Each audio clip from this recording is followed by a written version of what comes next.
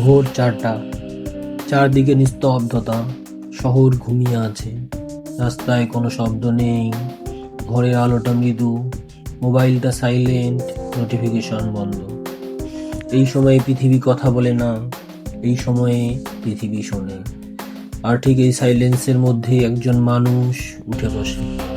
সে কোনো নায়ক নয়, সে কোনো বিশেষ মানুষও নয়, সে শুধু এমন একটা সিদ্ধান্ত নিয়েছে যেটা বেশিরভাগ মানুষ নিতে ভয় পায়। যখন সবাই ঘুমিয়ে স্বপ্ন দেখছে, তখন সে জেগে ওঠে, নিজের ভবিষ্যৎ গড়তে শুরু করেছে। এই গল্প কোনো চিৎকারের গল্প নয়, এই গল্প কোনো প্রদর্শনের গল্প নয়, এই গল্প নীরব শৃঙ্খলার গল্প। ভোর 4টা কোনো সাধারণ সময় না, এই সময়টা ইতিহাস বদলানোর সময়।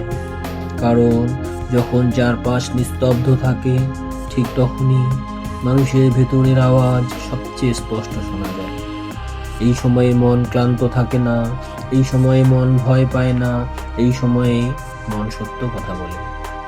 কোনো তুলনা নেই, কোনো চাপ নেই, কোনো প্রত্যাশা নেই, শুধু তুমি আর তোমার চিন্তা। এই নীরবতাই আসল শক্তি, এই নীরবতাতেই জন্ম নেয় বড় সিদ্ধান্ত, এই নীরবতাতেই স্বপ্ন পরিষ্কার হয়। ভোর 4টায় ওঠার আসল লাভ তাড়াতাড়ি ওঠা নয়, আসল লাভ হলো তুমি অন্যদের আগেই জেগে উঠেছ।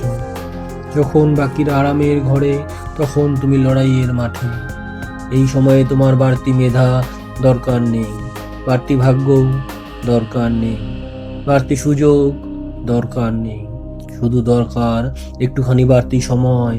আর সময় এমন একটা জিনিস যেটা প্রতিদিন একটু একটু করে জীবন বদলে দেয়। আজ নয়, আগামীকালও নয়, কিন্তু কয়েক বছর পরে এই ছোট সিদ্ধান্তই তোমাকে আলাদা করে দেবে। লোকজন তখন জিজ্ঞেস করবে, তুমি এত দূর পৌঁছলে কিভাবে? তারা বুঝবে না এই ভোরগুলোর কথা, এই নীরব লড়াইয়ের কথা, এই একাকী সকালগুলোর কথা।